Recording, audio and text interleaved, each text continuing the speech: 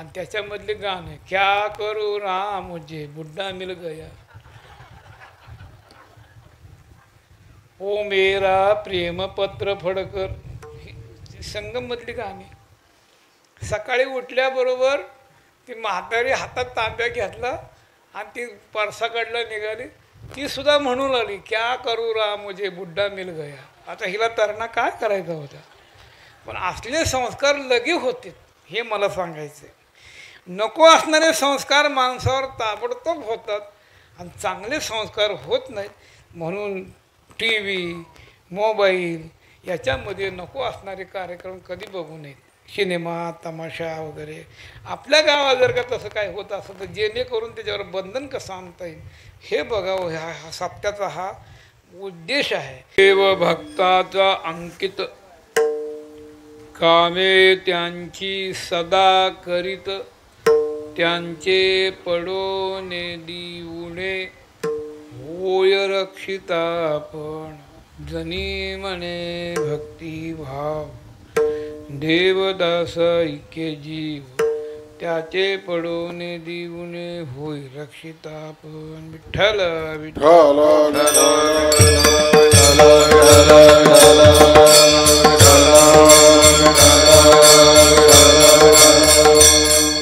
देवभक्ताचा अंकित कामे त्यांची सदा करीत, त्यांचे पडोने दिवुने होय रक्षितापण. या गावात आणि या पवित्र अशा ज्या इथे मंदिर परिसरामध्ये ग्रामदैवत भैरवनाथ, शिवाय विठ्ठल रुक्मिणी मंदिर आहे, ज्ञानोबा आहेत आणि जे इथे काही परिवार देवता आहे,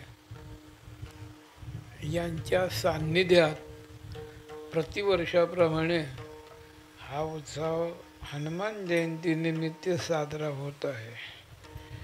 पण यावर्षी विशेषत्वाने हा उत्सव होत आहे, कारण हे वर्ष जे आहे ते 50 असल्यामुळे अखंड हरिनाम सप्ताह सुवर्ण महोत्सव असं आहे. मागे या गावातल्या पूर्वजांनी, वयोवृद्ध माणसाने, तरुण माणसाने काय जे काही आखणी करून दिली, सप्ताहाला सुरुवात केला. ते सुरुवात झाल्यानंतर पहिले 12 वर्ष झाले की मग एक तपपूर्ती उत्सव करायचा असतो. त्याच्यानंतर त्यात पुन्हा 13 वर्षे गेले की 25व्या वर्षी रौप्य महोत्सव करायचा असतो.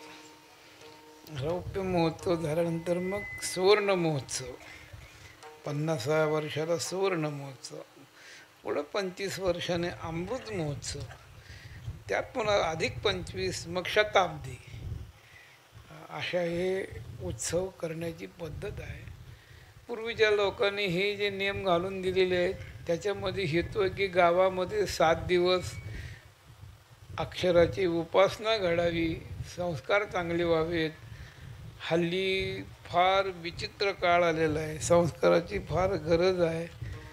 आणि पूर्वीच्या लोकांचं तेच मनोगत होतं की 7 दिवसामध्ये वातावरण जे काय आपल्या गावामध्ये आहे परमार्थिक वातावरण, या वातावरणामध्ये कीर्तनाच्या माध्यमातून, प्रवचनाच्या माध्यमातून जे काही विवरण केलं जातं त्या विवरणाच्या द्वारे लोकांना प्रबोधन करून आज्ञानी लावावे सन्मान. त्यांच्यावर संस्कार करण्याकरता हे आहे. संस्काराला खूप किंमत, जशी तुम्ही संस्कार कराल तसे आहे असं आहे. त्याचं शिकलेले नवरा बायको होते, अमेरिकेमध्ये राहिले होते आणि ते पुन्हा आपल्या भारतामध्ये आले आणि त्यांनी जे ते पुन्हा इथं आल्यानंतर आपलं संसार गाडं चालत असताना प्रथमतच त्यांना मुलगा झाला. त्याच्यावर विचित्र संस्कार केले. त्या लहान वयापासून मुलाला सगळे जे आहे ते काय ते संस्कार मुलीसारखे होते आणि मुलीले जे आहे ते जसं वागणं असतं तसं मुलाचं असणार. आणि पुन्हा त्याच्यानंतर विशेषत्वाने बोलायचे संस्कार. त्याने उलटं शिकवलं होतं. आईला कधी आई म्हणायचं नाही, बापाला कधी बाबा म्हणायचं नाही, उलटं आईला बाबा म्हणायचं आणि बापाला आई म्हणायचं. असं काही शिकलेले लोक कुठं काय करतील म्हणजे इथलं नाही, गोष्टीतले असा प्रकार आहे. आणि ते ज्यावेळेस लग्न ठरलं, लग्न ठरल्यानंतर मग जे ते आता पाहुणे आले ते बघायला येणार आहेत. आज आपला मुलगा जे ते त्यांच्या समोर बसणार आहे, सगळी चौकशी व्हायची आहे, म्हणून लग्न ठरवायचं आहे, म्हणून पाहुणे येणार, म्हणून सगळी घरामध्ये बैठक वगैरे सज्ज केली. मुलगा घरातच होता. पाहुणे आले, अंगणामध्ये बादली होती, पाणी होतं, ते पाय बी धुतले केले, घरात येऊन बसले. मग मुलालाच विचारलं, बाबा कुठे गेलेत, दिसत नाहीत. आता तर संस्कार असल्यामुळं बाबा स्वयंपाकाला बसलेत म्हणले. बाबा स्वयंपाक करतील, दोघं नवरा बायको आहेत, काहीतरी अडचण आली असेल, करत असतील. मग आई कुठे गेली, तुम्ही येणार म्हणून दाढी करायला गेली आहे. अशी विचित्र संस्कार असतील. काही केलेले संस्कार, काही घरातले संस्कार तसे असतात. बघा तुम्ही आपल्या आपल्या घरामध्ये जसं वातावरण, तसं ब्राह्मणाचं घर असेल, सुशिक्षित असेल, सात्विक वृत्तीचं असेल, त्यांच्या घरातले जर का कुठं बाजारात चालले, बाळू आम्ही बाजाराला चाललो आहे, काय आणू दे तुला, मग तो काय म्हणाल, पेढा आणा म्हणाल, बर्फी आणा म्हणाल. मारवाड्याच्या पोराला विचारलं, गुलाबजामुन, बासुंदी, मालपोहा. गुजरातच्या पोराला विचारलं, तुला कलकत्त्याची मिठाई, कलकत्ता जामन. आणि आपल्या पोराला विचारा बरं शेतकऱ्याच्या, भजो. काय त्या भज्याचा अवतार असतो, ते संस्कार ज्या सोडून आपल्याला वेळ द्यायचा नाही. अशा पद्धतीने संस्कार चांगले व्हावे म्हणून अखंड हरिनाम सप्ताहाचं योजन केलेलं. त्यात हे 50 वर्ष आहे, अर्धशतक झालेलं आहे पूर्ण. आता पुढच्या वर्षापासून 51 वर्ष लागणार आहे. योगायोगाने आपल्या इथं या परिसरात भगवंताचं आता देवालय चांगलं बांधून तयार झालं. मी मगाशी बघून आलो आणि गावकऱ्याजवळ खंत व्यक्त केली, एवढं पांडुरंगाचं मंदिर चांगलं असताना पुढच्या वर्षापासून देवासमोर कथा करत जा, कीर्तन करत जा. धन्य धन्य ते वैष्णव मंदिर, जेथे नामघोष होय निरंतर. शेजारी पंढरीनाथ आहे, शेजारी भैरवनाथ आहे. होईल आता पुढच्या वर्षी भगवंताच्या इच्छेने ते घडत. पण अशा पद्धतीने हा असणारा सुवर्ण महोत्सव, आणि त्या सुवर्ण महोत्सवानिमित्त माझ्याकडं आलेली सेवेला घेतलेला अभंग आहे संत श्रेष्ठ जनाबाईचा. बहुतांशी करून लोकांना आमच्याकडून नामदेवराय जनाबाई, नामदेवरायच्या काळात असणारे संत महात्मे, त्यांच्याबद्दलच काही कळावं अशी अपेक्षा असते. आणि ही गोष्ट खरी की आम्ही दुसरं सांगूच नाही, आम्ही त्यांच्या वंशात जन्माला आल्यामुळे याचा धरीना अभिमान करीना आपुली जातो. आपल्या आपल्या वाढवी महत्त्व वडिलांची. तेव्हा या भूमिकेतनं हा जो परिसर आहे तो ज्ञानेश्वर महाराज, निवृत्तीनाथ, सोपानदेव, मुक्ताबाई, संत श्रेष्ठ जगद्गुरू तुकाराम महाराज यांचा हा परिसर आहे. आणि हे त्यातल्या त्यात नामदेवरायच्या काळात, समकाळात असणारी ही सगळी.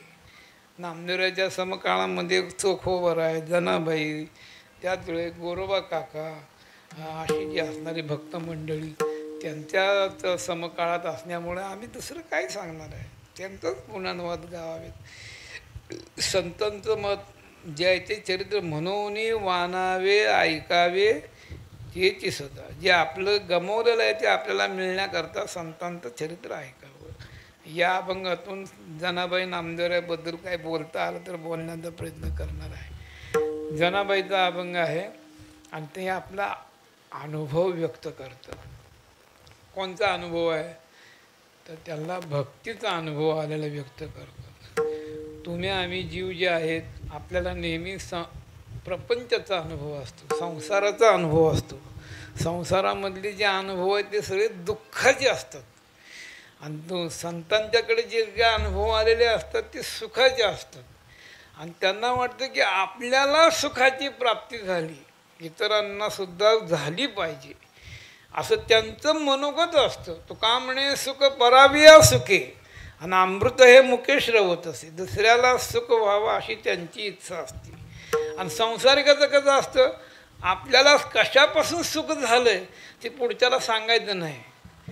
का न जाणू आपलं सगळं भांडवल ते घेऊन बस. उदाहरणार्थ चिवड्याचे दुकानवाले समजा, समोरचा चिवडावाला जो आहे दिवसभर त्याचा चिवडा खपत नाही आणि त्याच्या समोरचा चिवडावाला सकाळी बळणी पाठी लावावं लागते 8 वाजता, चिवडा संपला. मग ती समोरचा चिवड्यावाला त्याला विचारायला जातो, मी पण चिवडा करतो, धंदा करतो, माझ्या चिवड्याला काही गिऱ्हाईकच नाही आणि तुमची तर 8 नाही वाजले की पाठी लावता संपला म्हणून. तुम्ही चिवड्यामध्ये कोणता मसाला वापरता, कसा करता, काय करता, असं विचारायला जर काय केलं तर तो आपला अनुभव कधी सांगणार नाही. का सांगणार नाही, त्याला माहीत आहे. याला सांगितलं की आपलं जे ते सगळं गिऱ्हाईक तिकडे ओढलं जाईल, म्हणून एकमेकाची पाय वाढणं त्यामध्ये काय जो अनुभव आहे ते सांगणं आहे. संतांचं तसं नाही. आपल्याला सुखाची प्राप्ती झाली, या नाही झाली पाहिजे. मग सुख कशात आहे, देवप्राप्तीमध्ये. प्रत्येकाला वाटतं सुख व्हावं, सुख व्हावं, सुख व्हावं. सुखाचा जर का उपाय कोणता असेल तर भगवत प्राप्ती करून घेणं. ते नेविन जीवा सुख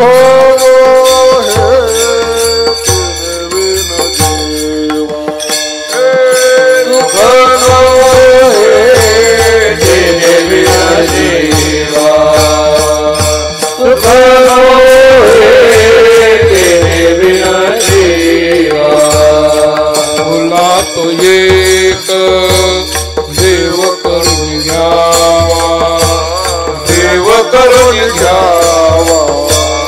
आपुला तो एक देव करून घ्यावा, देव करून घ्यावा.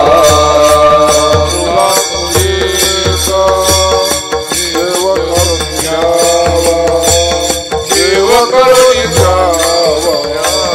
आपुला तो एक देव करून घ्यावा, देव करून घ्यावा. विण जीवा सुख नोई, विण जीवा सुख नोई.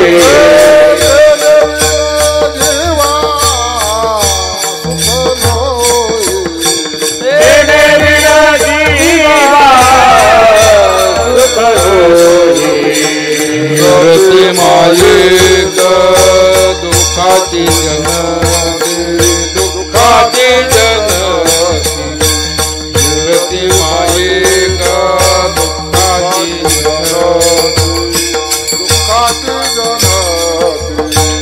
रती मायेक दुःखाची जनती, दुःखाची जनती.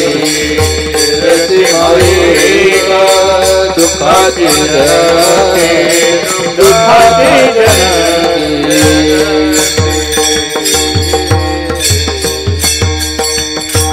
आपुला तो एक देव करून घ्यावा, तिने विन जीवा सुख नोई. देव आपलासा म्हणजे आपल्या ताब्यात ठेवला, आपलासा करून घेणं. तेव्हा जेव्हा आपल्या ताब्यात येईल, आपलासा होईल, आपल्यावर कृपा करील, त्याशिवाय देव जीवाला सुखाची प्राप्ती नाही. जनाबाई सारखे संत महात्मे 700 वर्षाच्या पूर्वी आणि गंगाखेड या गावी त्यांचा जन्म झाला आणि त्यांना योगायोगाने पंढरपुरामध्ये नामदेवरायाची जयती संगती प्राप्त झाली. अर्थात हे पूर्वजन्मीचेच अवतारिक होते. प्रत्येक संतांचा जो अवतार आहे त्या अवताराच्या पूर्वी ते कोणत्या अवतारात होते असं बहुतांशी वर्णन सापडतं. निवृत्तीनाथ पूर्वी शंकर महाराज होते, ज्ञानेश्वर महाराज पूर्व अवतारात महाविष्णू होते, सोपान काका पूर्व अवतारात ब्रह्मदेव होते, मुक्ताबाई आदिशक्ती होती. तसं सेना महाराज पूर्व अवतारात भीष्माचार्य होते, भीष्माचार्य पूर्व अवतारात गुह्यक होते, चोखोबर आहे पूर्व अवतारामध्ये नीळ म्हणून जे राम भक्त होते, नळ नीळ जांबवंत हे चोखोबर आहे नीळ होते. नरहरी महाराज पूर्व अवतारामध्ये जांबवंत होते. असे हे प्रमाण सापडतात. तसंच जनाबाई सुद्धा पूर्व अवतारामध्ये 4 युगामध्ये कृत त्रेत द्वापर आणि कली 4ही युगामध्ये त्यांचा अवतार. नामदेवराय 4 युगाचे भक्त, जनाबाई 4 युगाचे भक्त. नामदेवराय पहिला अवतार प्रल्हादाचा कृतयुगामध्ये, त्रेतायुगामध्ये अंगद होते, द्वापरात उद्धव, कलियुगामध्ये नामदेवराय, मग तुकोबाराय. जनाबाई पूर्व अवतारात पहिल्या अवतारात पद्मिनी हिरण्यकश्यपूच्या वाड्यामध्ये राहत असत. दुसरा अवतार राजवाड्यात दशरथ राजाच्या इथं कैकेयीच्या हाताखाली मंथरा नामाची जी काही दासी होती ती जनाबाई होती. तिसऱ्या अवतारात राजवाड्यात कंसाच्या इथं कुब्जा दासी होती. आणि चौथ्या अवतारात गंगाखेडला धनगर कुळात त्यांचा जन्म झाला, त्यांचं नाव जनाबाई होतं. 4 युगामध्ये अवतीर्ण होऊन कलियुगामध्ये ज्यावेळेस जनाबाई या नावाने होत्या त्यावेळेस पंढरपूरला वारीला मोठ्या हट्टाने आले, देवाच्या दर्शनाला गेले. वडिलांच्या जवळ हट्ट केला होता, मला पंढरीला जायचं.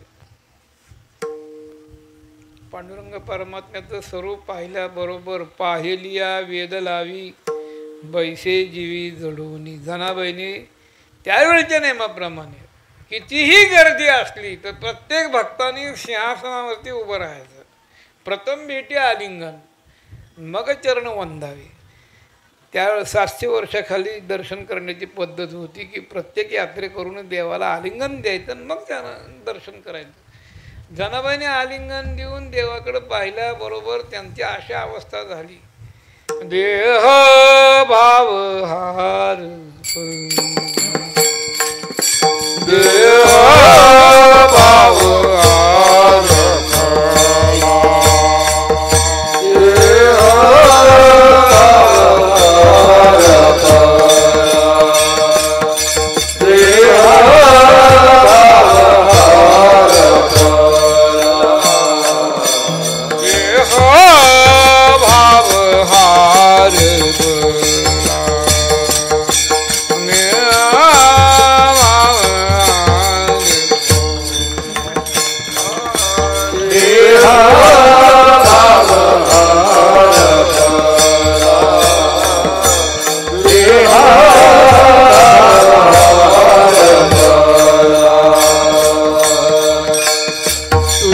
पाहता विठ्ठला तुझ पाहता विठ्ठला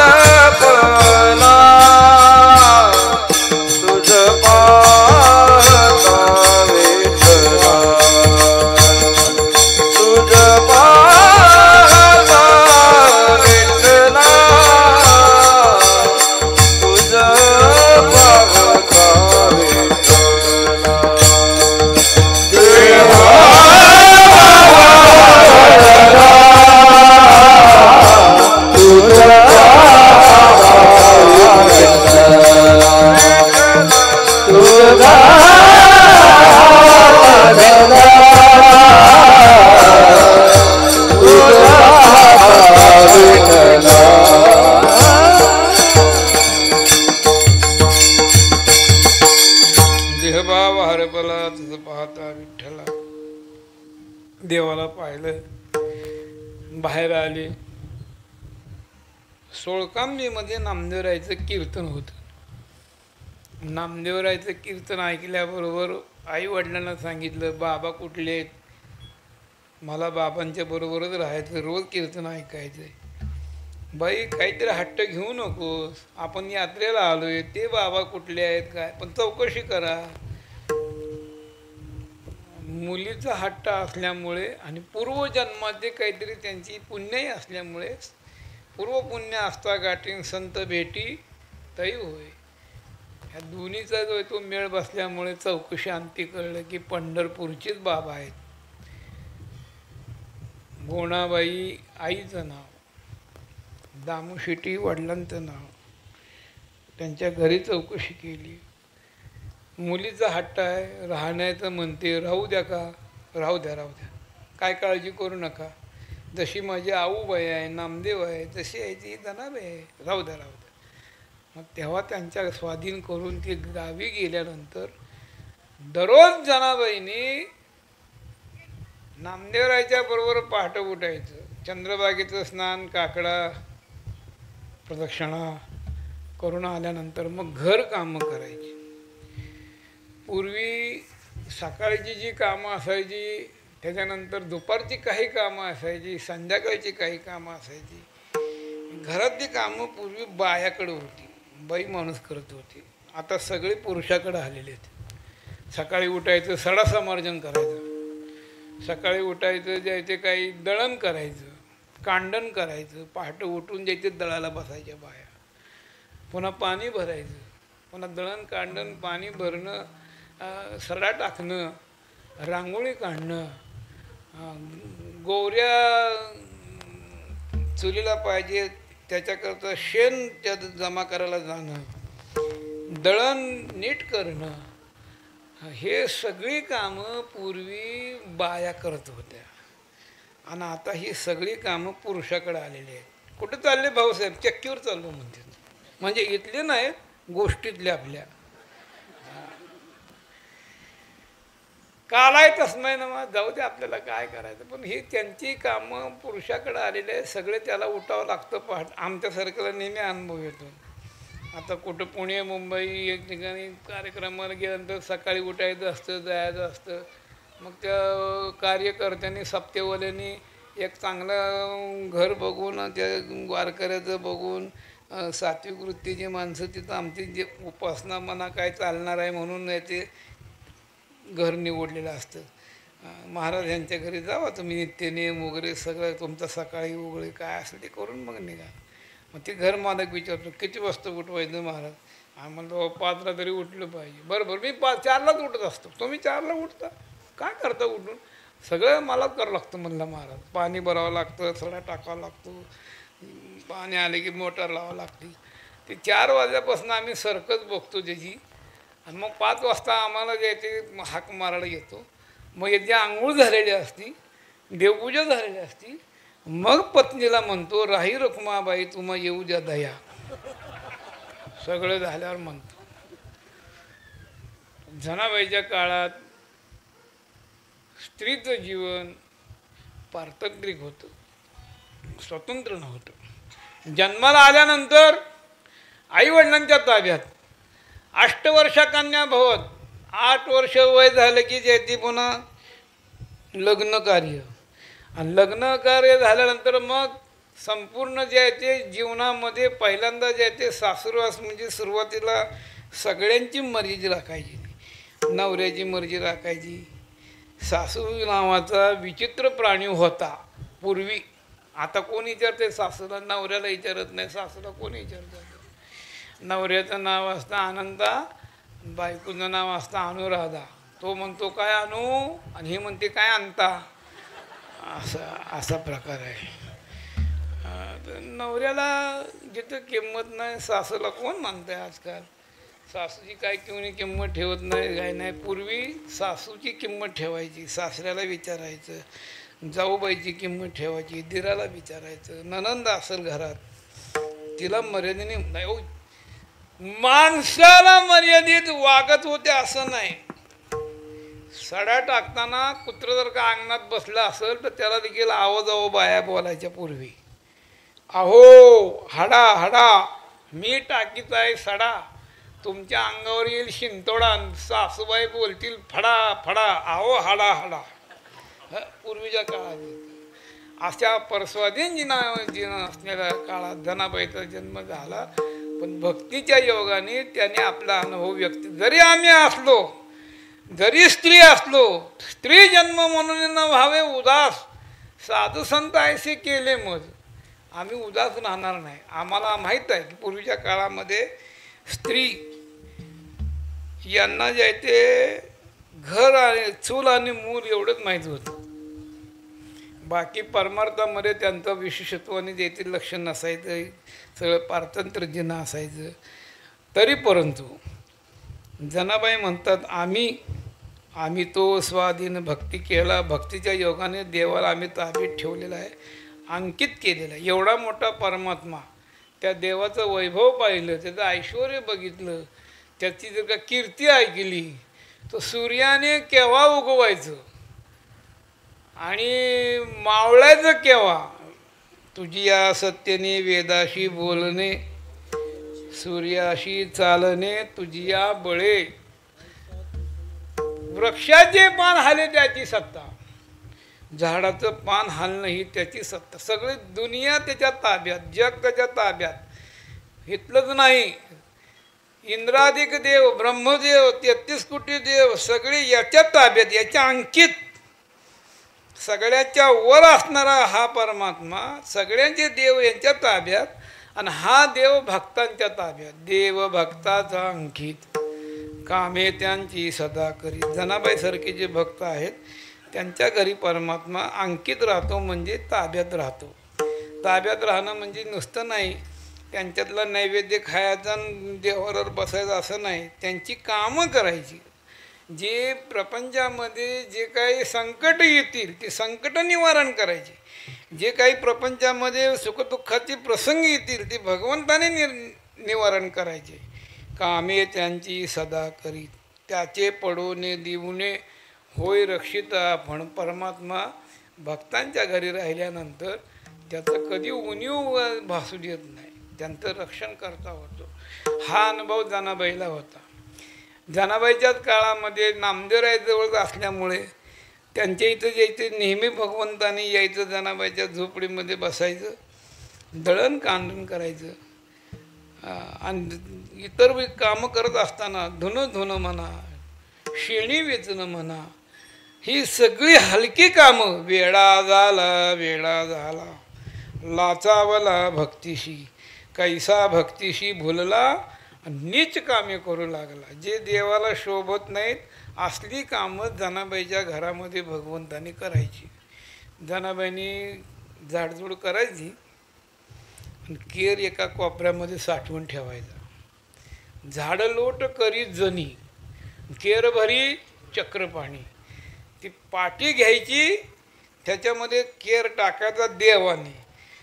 अनंत कोट ब्रह्मांड नायक परमात्मा, त्या देवाला 33 कोटी देवांनी डोक्यावर घ्यायचं, आणि या देवाने भक्ताच्या घरातला केर पाटी घेऊन या शिरी डोक्यावर भक्ताच्या घरातला केर घ्यायचा. का? ही पायधुळी आहे, नेऊन टाकीत असे दुरी, लांब ठिकाणी नेऊन टाकायचे, कुणाचा पाय त्याच्यावरती पडला नाही पाहिजे. असली कामात हलकी.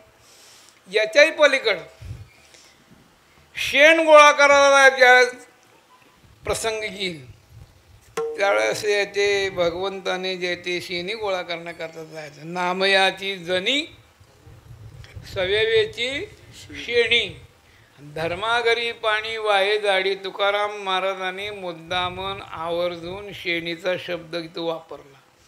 का?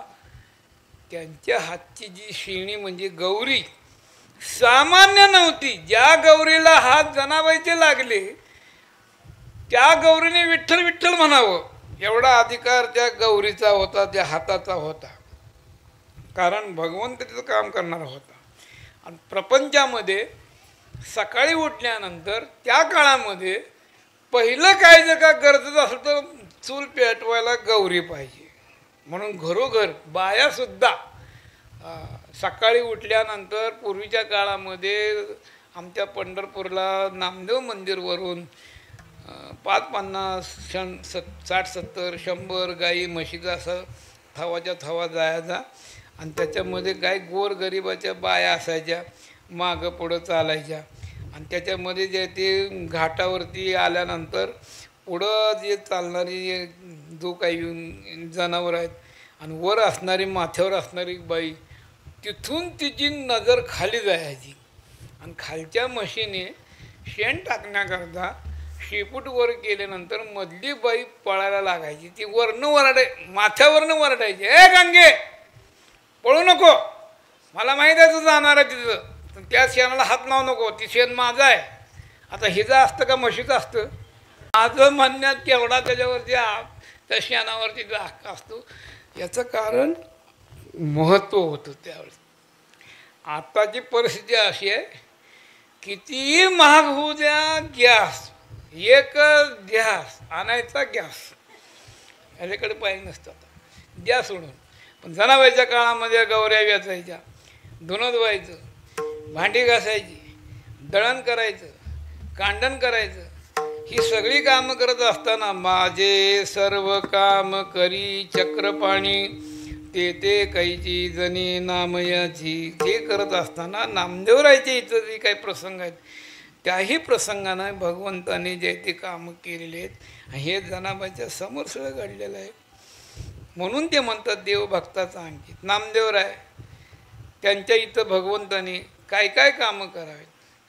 हळूहळू फेडे ऋण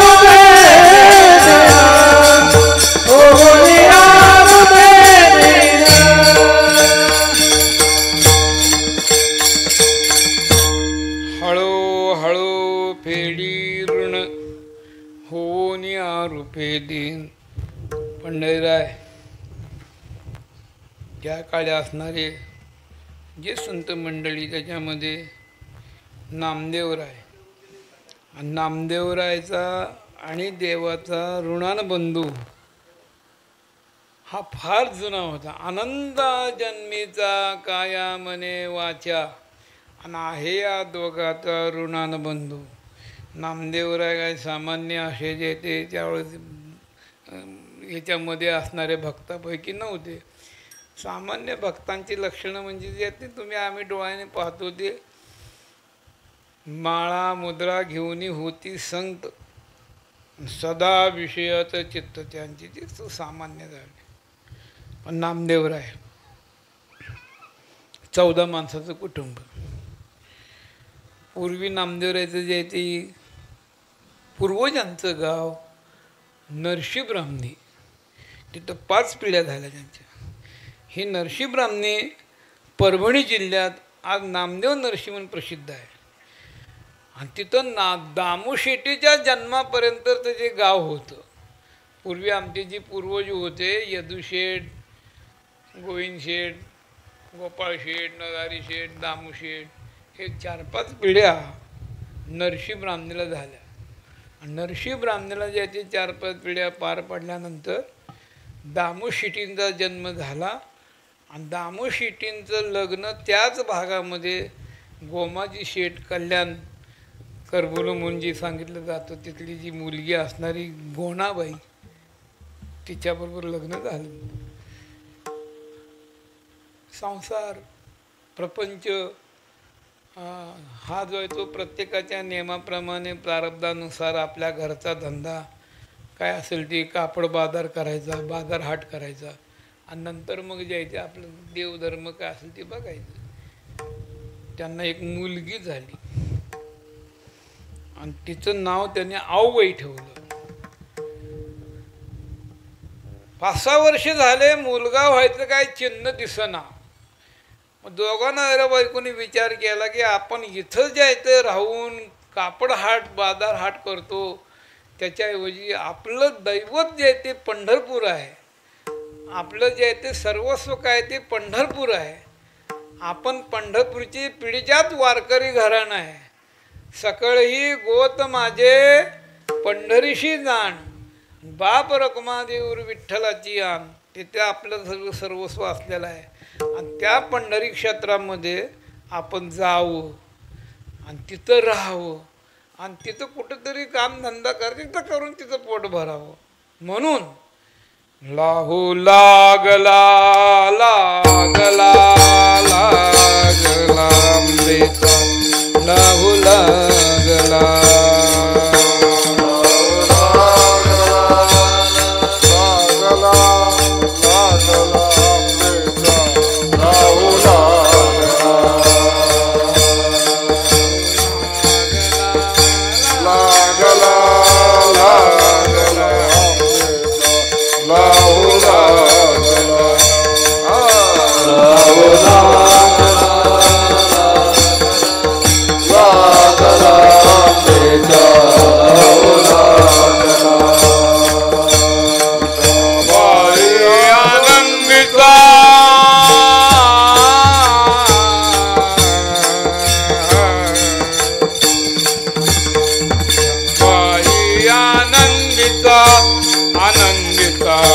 अधिष्ठान अधिष्ठान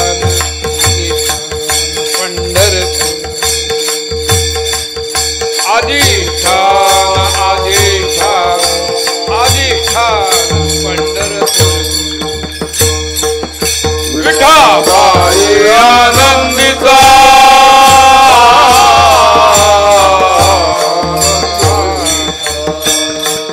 विठाबाई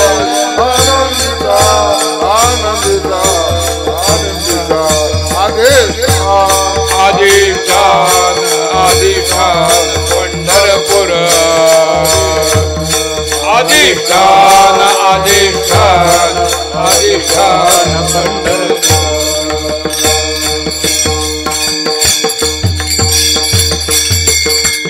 मग दामू शेट्टी गोणाबाई ती झालेली मुलगी 6 वर्षाची हे घेऊन पंढरपूरला आले आणि पंढरपूरला आल्यानंतर कुठं राहायचं. ग्रामीण भाग 3 टेकड्या होत्या.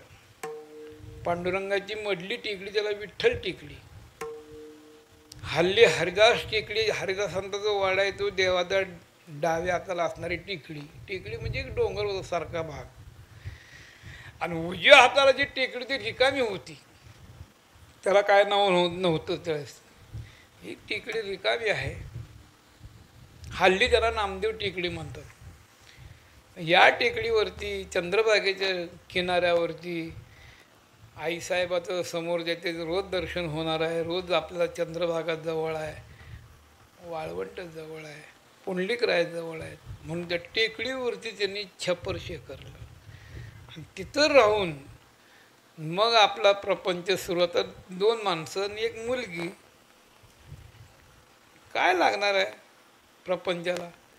सकाळी पहाटे काकडा झाला, प्रदक्षिणा झाली, घरी आल्याबरोबर गोणाबाईंनी काय आपलं असेल ते स्वयंपाक करायचा. दामू शेट्टीने नैवेद्य जे आहे ते भगवंताला अर्पण करून घरी येऊन जेवण करून कुठं तरी आठवडी बाजार जायचं आपलं काय कापड विकायला वगैरे. आणि मग आता मालक बाहेर गेल्यानंतर दिवसभर पांडुरंगाच्या मंदिरात त्यावेळेस काही गर्दी नसायची, काही नसायची, निवांतपणा असायचा. मग आईसाहेबांनी तिथं जायचं, पांडुरंगाच्या मंदिरात बसायचं. गोणाईने नवस केला, देवा पुत्र देई मला. भगवंताच्या समोर बसावं, ध्यान करावं. देवा सगळं काय भरपूर आहे, पण मला पुत्र संतती नाही. जे देवाच्या मनात होतं तेच गोणाबाईने बोलून दाखवलं. नामा मने होते विठोबाची मनी, आणि तेची नित्य जननी नवस करी. देवाच्या मनात होतं की हे याचं पंढरपूरला आलेले आहेत, ही सामान्य नाही, पुण्याची सरिता आहे. सरिता सुकृता त्या पोटी उत्पन्न झाली. संबोधन गोणाबाई हिच्या पोटी महान भगवत भक्त निर्माण करावा. उद्धवाला सांगितलं आता या कलियुगाला आरंभ झालेला आहे आणि तुम्ही आता गोणाबाईच्या उजरी जायचे जन्माला या. मग त्याप्रमाणे गोणाईने नवस केला, देवा पुत्र देई मला. शुद्ध देखून या भाव पोटी आले नामदेव. अधिष्ठान पंढरपूर असं आहे. नामदेवरायचं जन्मस्थान हे पंढरपूर आहे आणि त्यांच्या पूर्वजांचं जन्मस्थान नरशिंबामणी असो या. आणि मग तिथं नामदेवरायचा जन्म जे ते झाल्यानंतर लहान वय नामदेवरायचं. 5 वर्षाच्या वयामध्ये त्यांचं जे ते बालपणीत जे ते आपली सवंगडी जमा करायचे. त्यांना जे ते खेळत असताना दगडं द्यायचे हातात, ते टाळ म्हणून समजा म्हणायचे. आपण एखादं लाकडाचं दांडकं घ्यायचं, विना म्हणून समजायचा. आपणही भजन करायचं, त्यांनाही भजन करायला लावायचं. अशा पद्धतीने नामदेवरायचं त्या ठिकाणी जन्म झाल्यानंतर बालपण गेलं. आणि थोड्या अवघ्या जे ते 5-7 वर्षाच्या वयात त्यांच्या जीवनामध्ये मोठा जर का अद्भुत चमत्कार म्हणजे लहान वयातच देवाला भगवंताला नामदेवरायने आपल्या हातून नैवेद्य जेवायला लावला. नोह्या सामान्य महिमा संताचा, महिमा संताचा, नैवेद्य हातेचा मूर्ती देवी. नैवेद्य हातेचा मूर्ती देवी. नोह्या सामान्य महिमा संताचा, महिमा संतांचा, नैवेद्य हातेचा मूर्ती देवी. नैवेद्य हातेचा मूर्ती देवी. महिमा संतांचा, नैवेद्य हातेचा मूर्ती देवी.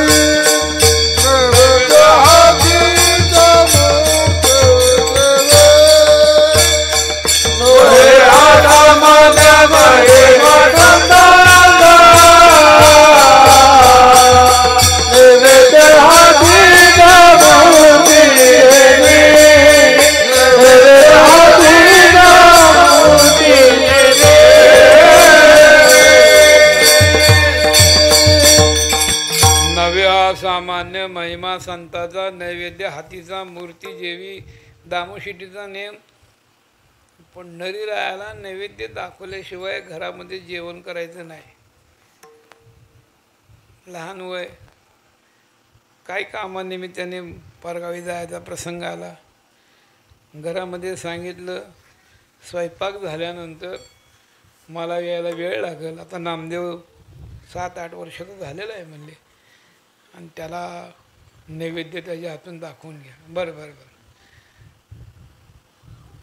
दामोशिटी निघून गेले. नामदेवरायला स्वयंपाक झाला. नामदेवा इकडे ये. काय आई, काय काय? तुझे बाबा गावाला गेलेत. बरं, आता लहान मुलाला कोणत्या भाषेत सांगतात? आज तुला तुझ्यावर पाळी आहे, देवाला जीव घालायचं. हां, देवाला जीव घालायचं. रोज ते घालतात का? हो, आज तुझ्या आता त्यांच्या भाषेत सांगितलं, जा आज देवाला नैवेद्य दाखवून ये. मोठा आनंद वाटला. हातपाय धुतले. नैवेद्य दाखवताना कसा दाखवायचा असतो त्याला देखील पद्धत आहे. धोतर नेसायचं, कपडे काढल्यानंतर हातपाय धुवून धोतर नेसल्यानंतर पुन्हा उपरणं घ्यायचं, पुन्हा ते नैवेद्याचं ताट पुन्हा ज्यावरती पादू झाकायचा, पाण्याचा द्यायचं गाडवा घ्यायचा. ते सगळं काय गोनाबाईंनी केलं. आणि गोनाबाईंनी तसं करून ते रावळामध्ये नामदेवराय गेले, भगवंताच्या समोर नैवेद्य ठेवला. आईचे शब्द आठवले की रोज तुझे बाबा देवाला जीव घालतात, आज तू घालायचं. या शब्दावरती नामदेवराय ठाम होते आणि डोळे झाकले. देव जेवत आहेत म्हणून जरासं थोडंसं विनंती, केशवा माधवा गोविंदा गोपाळा जेवी तू कृपाळा पांडुरंगा, अशी विनंती केली. स्तब्ध राहिले. थोडा वेळ गेला, डोळे उघडले, ताट तसंच. मग देवाकडे पाहिलं. देवा, आईने सांगितलं की देवाला जेव घाल, आणि तू तर जेवत नाहीस. रोज माझे वडील येतात, त्यांच्या हातचं जेवण करतोस. मी लहान आहे म्हणून मला फसवतेस ती काय? पण लक्षात ठेव, जर का तू नाही जेवण केलं आपुल्या प्राणाशी करीन घात, असं म्हणल्याबरोबर ते नेणता म्हणून कागा जेविनाशी, आणि आपुल्या प्राणाशी करीन घात. तू लहान आहे म्हणून जर का जेवत नसशील तर हे कपाळ आणि हे सिंहासन एक करून सगळे तर रक्तस्राव करीन. विटेवरी मूर्ती थरथरा कापली आणि जीवती लागली नामे असावे. खाली बसले. नामदेव असं बोलू नये, मी जेवणारच होतो. मग काय झालं तर मग तुला काय बसायला काय झालं तर म्हणलं बसा बसा. भगवान ज्यावेळेस जेवायला लागले, जेवण करून ताट वाटी हातात दिली. इकडे वेळ झाला. गोनाबाईच्या मनात यायला लागलं, कधी नाही ती पोराला पाठवलं, भूक लागली म्हणून तिचं जेवण केलं की काय, किंवा गाईने ती एकदा कदाचित पाहिला असेल, ताट हातातनं पाडला असेल म्हणून मला भीतीने तोंड दाखवत नसेल की काय. ह्या सगळ्या शंका सुरू झाल्या. आणि तेवढ्यात नामदेव राय, ये तुझी वाट बघत होती, कुठं आहे बघू, प्रसाद घ्यायचा आहे. जेवण या हाती देवे दिली वाटीन, पाहू जाता दृष्टी रिकामी. ते ताट वाटी रिकामी. अरे आपलं जेवण देव जेवला. आम्ही आता 12 वर्ष झाला इथं येतो म्हणले, आणि कधी देव जेवला नाही. तुझ्या हातचं कसं काय खाल्लं की मला माहीत नाही, पण जेवला म्हणले. दोघांची लागली भांडणं. एवढ्यात दामोशिटी, काय झालं?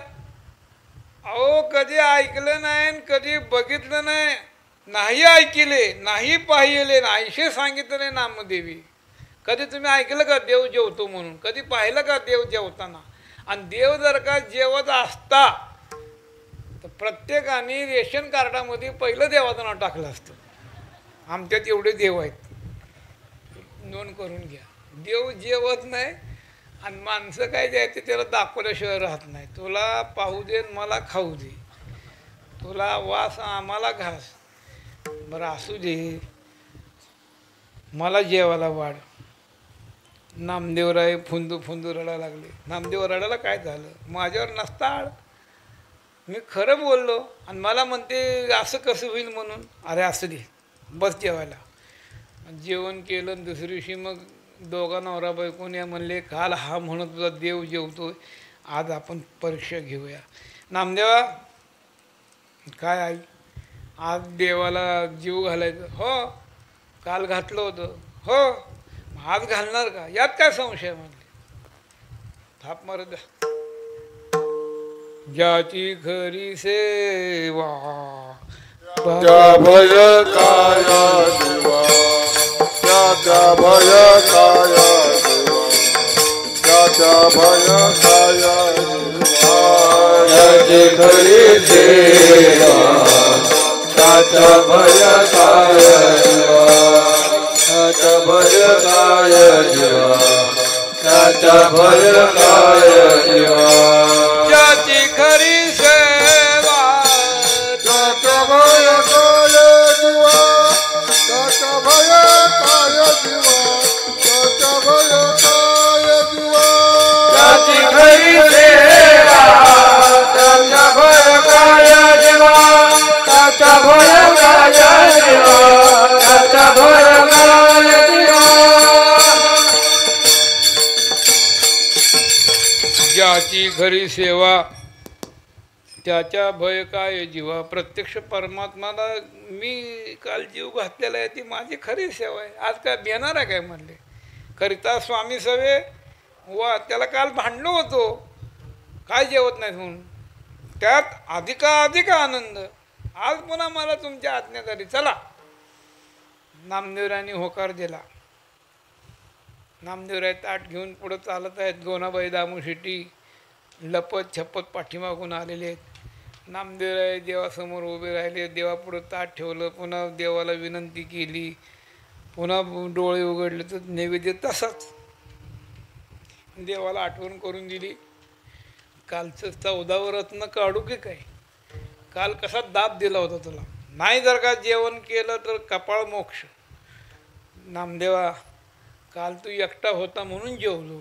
हा आज कोण आहे. आज तुझे आई बाबा पाठीमागं लपून आलेले, ते गरुड खांबाच्या आडवी उभा राहिलेत. देवा तू किती कपटी आहे रे म्हणली. माझ्या समोर जेवतोस, मला बोलतो, माझ्याबरोबर सगळे व्यवहार करतो. आमच्या आईवडिलांनी काय पाप केलं, त्यांच्या समोर जेवलं पाहिजे. पुन्हा भगवान खाली बसले, पुन्हा जेवण केलं. हे पाहिल्यानंतर मग मात्र दामू शेट्टी गुणाबाई नामदेवराचं कौतुक करू लागले. आणि देवाला म्हणले, देवा 12 वर्षे पंढरपुरात राहिलो, पण आजी जेवविले नामदेवी.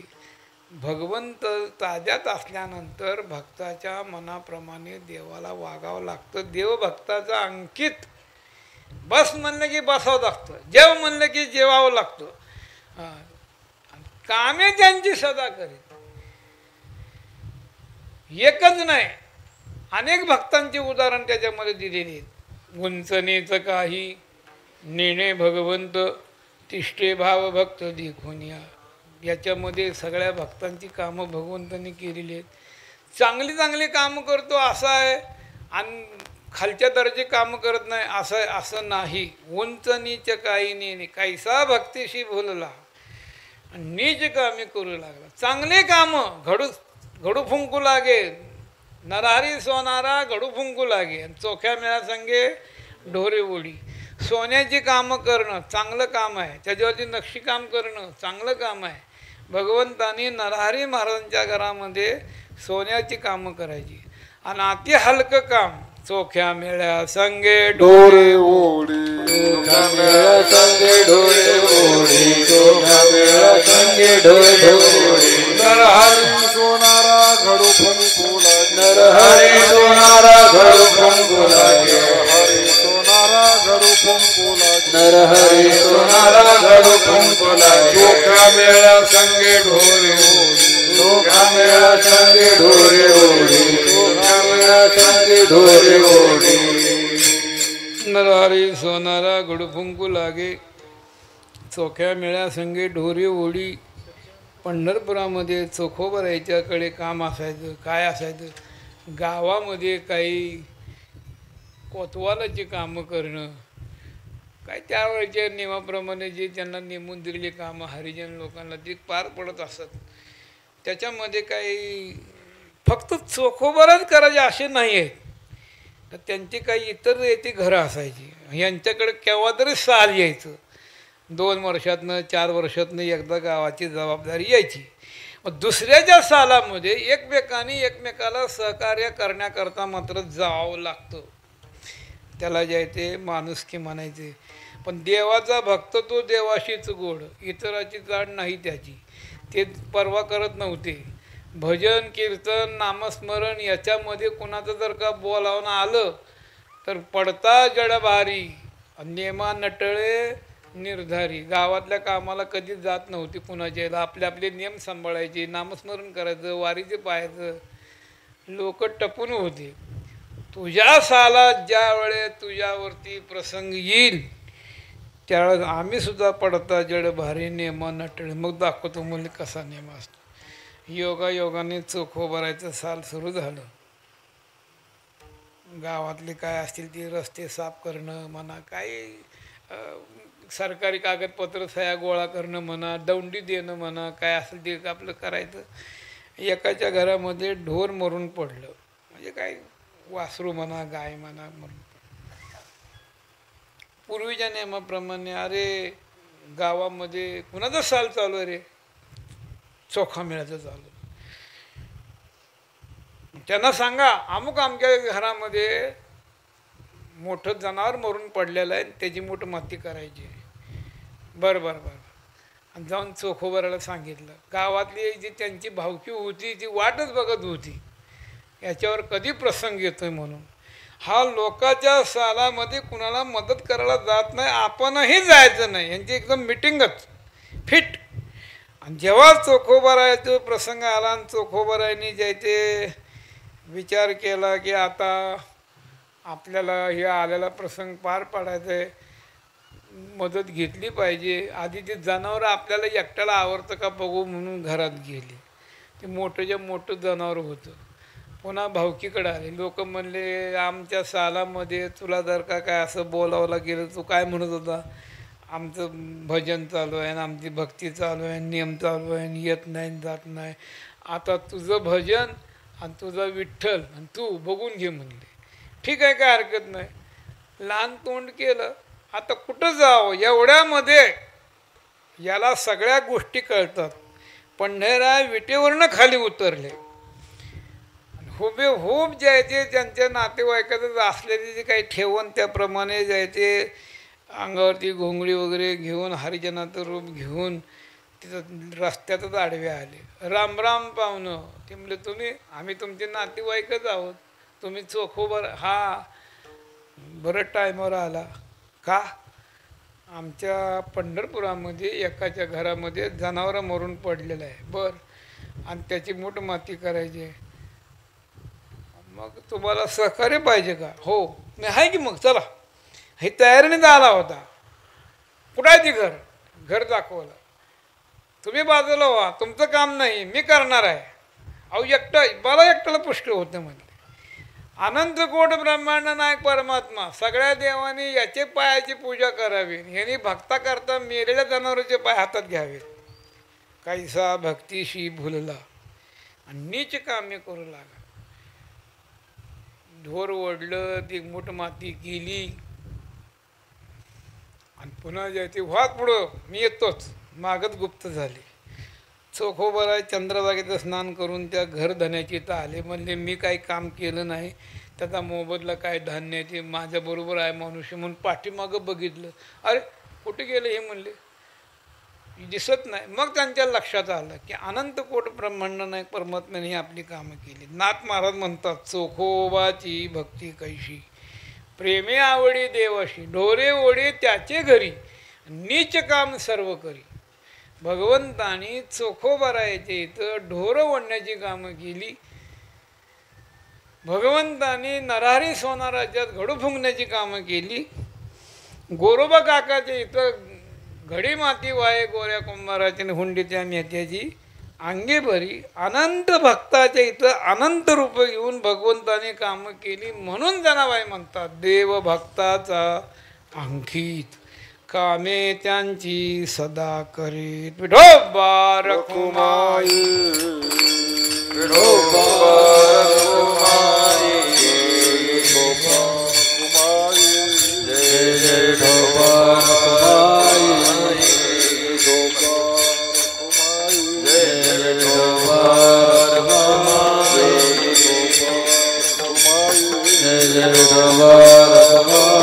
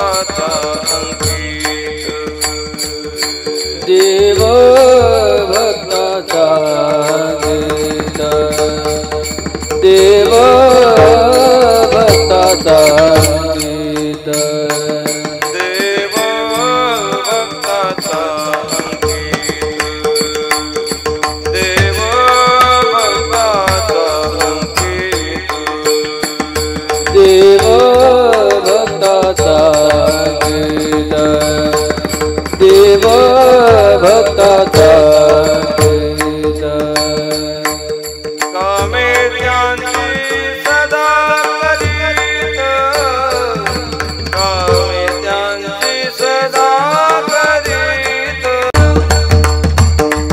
होय रक्षिता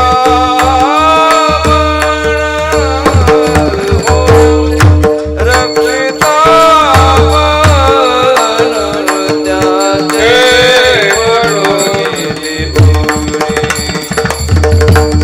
त्याचे पडून दिसुणे होय रक्षिता माण होय रक्षिता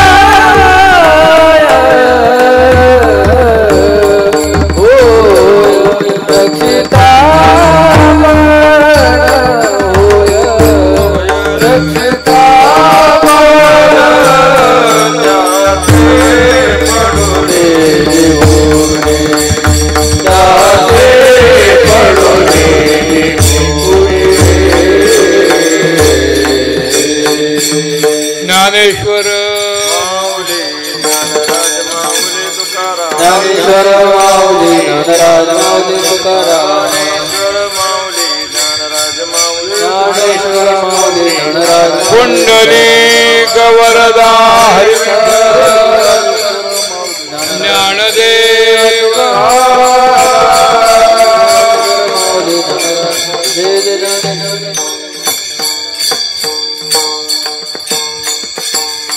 देव भक्ताचा अंकित कामे त्यांची सदा करीत त्याचे पडवणे देऊने होय रक्षिता आपण जनाबाई. या भंगातून भगवंताच्या भक्तीचं जे ते महत्त्व सांगत असताना भक्ती मात्र कशी पाहिजे. जनी म्हणे भक्ती भाव देवदासा ऐके जीव. तुम्ही आम्ही भक्ती करतो, भक्ती करत असताना त्याला भावाची जोड असावी लागते, भावयुक्त भक्ती असावी लागते, निर्धार असावा लागतो, भाव असावा लागतो, एकनिष्ठ उपासना ज्याला म्हणतात त्यातून ते भक्ती असावी लागते. त्यावेळेस त्याचे पडू नये देऊ नये. अशा भक्तांत उलट पडू देत नसतो. नामदेवाच्या जीवनातला काळ दृष्टांत म्हणून सांगता येईल. ज्ञानेश्वर महाराज अलंकापुराहून पंढरपूरला नामदेवरायला बरोबर घेऊन तीर्थयात्रेला निघाले. त्याच्या पाठीमागे हेतू होता, एक तर नामदेवरायच्या संगतीत राहून भक्तिप्रेमाचा अनुभव मग काय म्हणतात ते घ्यायचा आहे, भक्तिप्रेमाचं सुख भोगायचं आहे. आणि दुसरी करून या तीर्थमिसे केला जगाचा उद्धार, जगताचा उद्धार करण्याकरता गावोगाव दररोज दिवसभर पायी चालायचं, संध्याकाळी मुक्कामाला कीर्तन करायचं.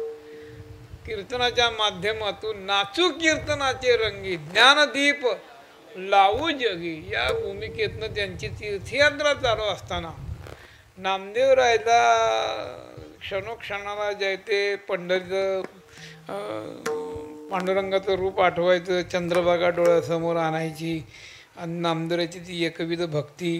ज्ञानोबराय म्हणून आले, नामदेवा जरा विचारी सावध होऊन भक्त राजा सुखानंद तुझा तुझची जवळ. अरे काय तो पंढरपुरातच आहे का, जरा विचार कर. पण नामदेवराय म्हणायचे नाही, माझं सर्वस्व काय ते पांडुरंग परमात्मा आहे, त्याच्याशिवाय मी काही जाणत नाही.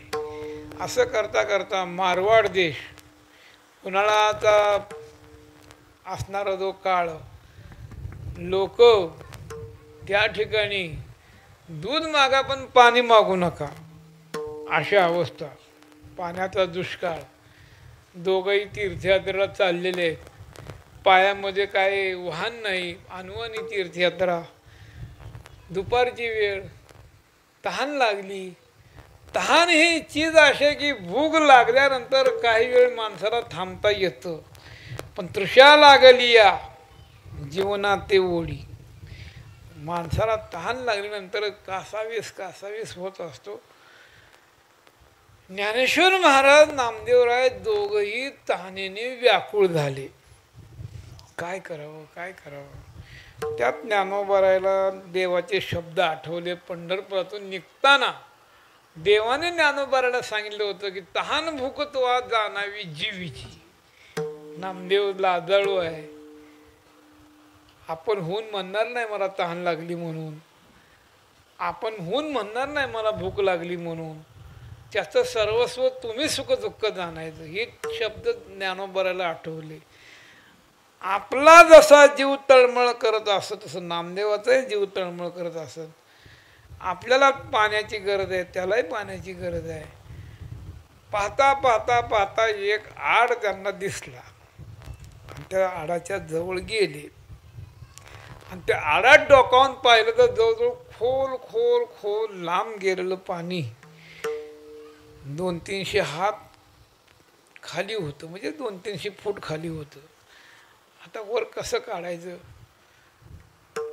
ज्ञानेश्वर महाराजांनी लघिमा नावाची जी रिद्धी सिद्धी आहे तिचा आश्रय घेतला आणि त्या रिद्धी सिद्धीचं जे ते सामर्थ्य असं की एकदम शरीर हलकं होतं, कागदासारखं हलकं शरीर करून खाली उतरले आणि विचार केला की आता इतक्या खोल ह्याच्यातलं गार पाणी आहे, पण नामदेवरायला दिल्याशिवाय आपण कसं प्यायचं.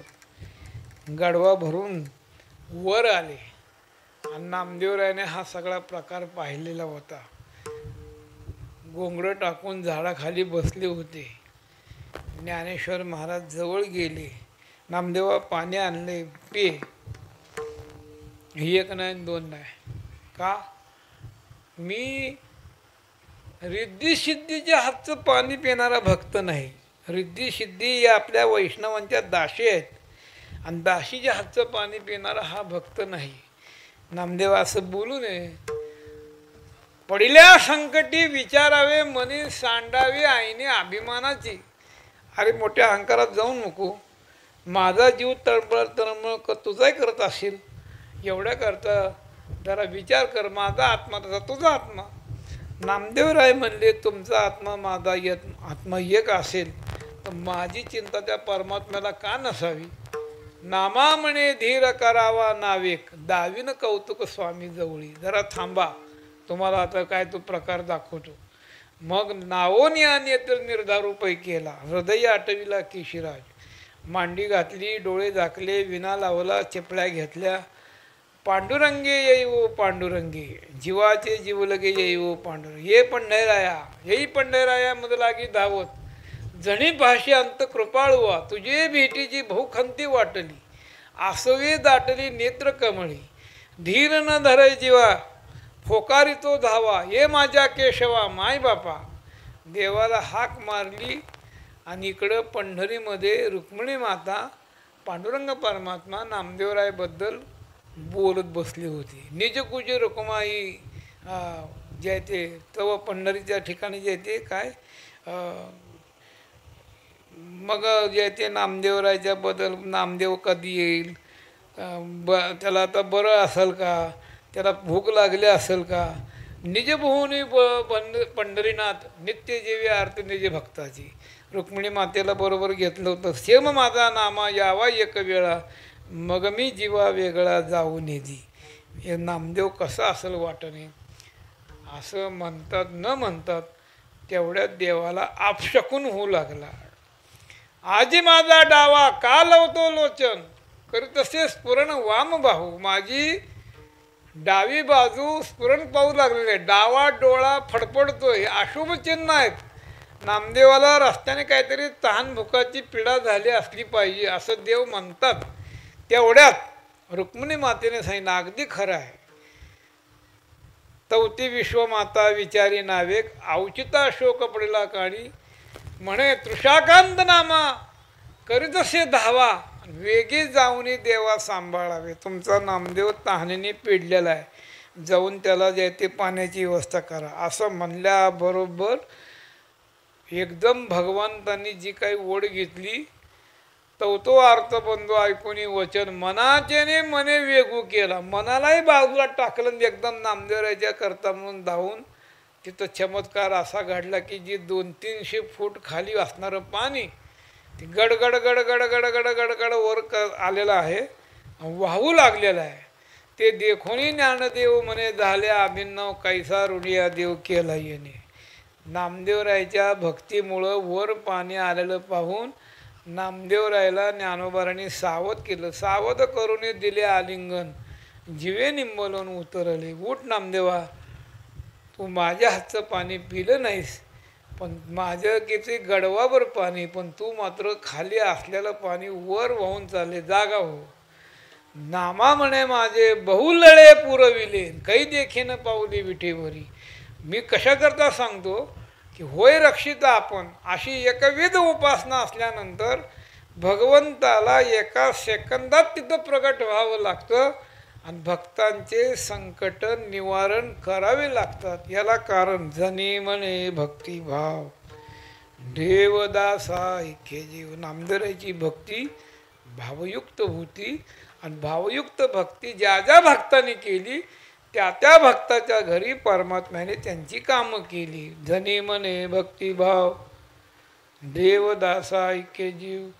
त्याचे पडवणे देऊने होय रक्षिता आपण. नामदेव जनाबाई, नामदेव जनाबाई, नामदेव जनाबाई, नामदेव जनाबाई, नामदेव जनाबाई,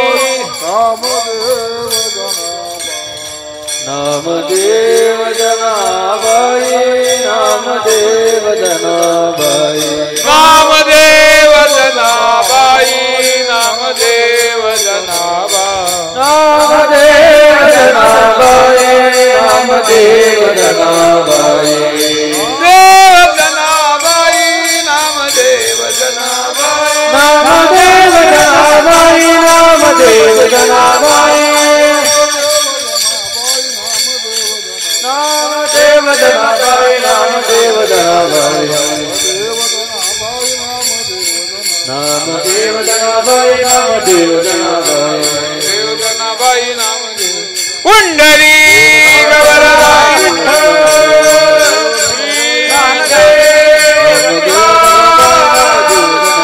नामदेव जनाबाई, नामदेव जनाबाई,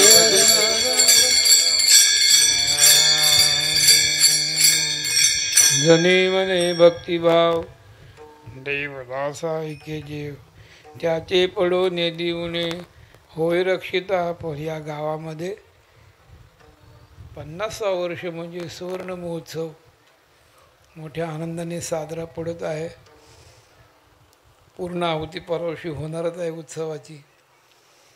भगवंताच्या कृपेने जसा आत्तापर्यंत होत आला त्याच्याच कृपेने पुढेही चालू राहावा, उत्तरोत्तर याच्यामध्ये वाढ व्हावी. लोकावरती संस्कार चांगले होण्याकरता परमार्थाची आज गरज आहे. ज्या वयात जे पाहू नये ते पाहण्याची जे ते आता लोकांना पाळी त्या मोबाईलमुळे येते. लहान वयात पोरांना ते मोबाईल खेळायला देतात. मोठे मोठे माणसं त्याच्यामध्ये जे ते भुललेले आहेत. लहान पोरं तर काय घेऊन बसलेलं आहे. टी व्ही नावाची वस्तू आणि मोबाईल याच्यामुळे त्याच्यात जे चांगलं आहे ते घ्यायला हरकत नाही, पण चांगलं लोक घेत नाहीत आणि वाईट घेतल्याशिवाय राहत नाही. सिनेमा, तमाशा, हे टी व्हीवरती लागणारे नाटकं लगेच त्यांच्यावर परिणाम होतो महाराज. लगेच एका गावाला काल्याच्या कीर्तनाला गेलो. कीर्तन संपल्यानंतर पूर्वीच्या काळामध्ये ठराविक गाड्या असायच्या. शाळेतली पोरं सोडण्याकरता संध्याकाळची गाडी, त्या गाडीने आम्हाला जायचं होतं. ती गाडी झाली नाही. आता काला झालेला आहे. संध्याकाळी आमचा मुक्काम पडला. ज्याच्या घरी आमचा मुक्काम होता ती माणसं म्हणली, महाराज गाडी आली नाही, तुमचा मुक्काम पडला. 8 दिवस झाला आम्ही टी व्ही लावला नाही. सगळी उत्सुक झालेली आहेत घरातले, आम्ही टी व्ही बघणार आहे, सिनेमा बघणार आहे, आणि तुम्ही आता इथे झोपणार म्हणता. तर तुम्हाला बघायचं असेल बघा, ना तर तुम्हाला तर पलंग टाकून देतो, आपलं निवांत पडून राहा. बघावा म्हणलं मग. आणि जेव्हा त्यांचा सिनेमा सुरू झाला, ते संगम नावाचा सिनेमा होता आणि त्याच्यामधले गाणं क्या करू राम मुझे बुड्ढा मिल गया, ओ मेरा प्रेम पत्र फडकर, संगम मधली गाणी. सकाळी उठल्याबरोबर ती म्हातारी हातात तांब्या घेतला आणि ती परसाकडला निघाली.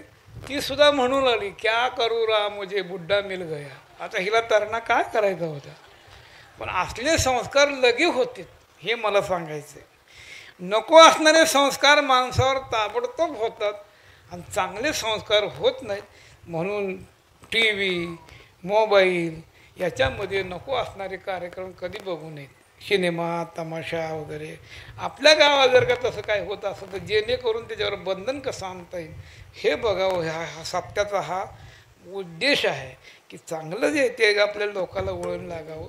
एवढ्याकरता या सप्त्यामध्ये उत्तरोत्तर प्रतिवर्षी भगवत नामचिंतनाची सेवा घडावी आणि त्या सेवेमुळे सर्वांचाच या ठिकाणी उत्कर्ष व्हावा आणि वरचीवर याच्यामध्ये वृद्धी होत जावी अशी ज्ञानोबराय, तुकोबराय, नामदेवराय, नाथराय, सोपानदेवाच्या ठिकाणी विनंती करून सेवेला पूर्ण विराम म्हणा. सांगा.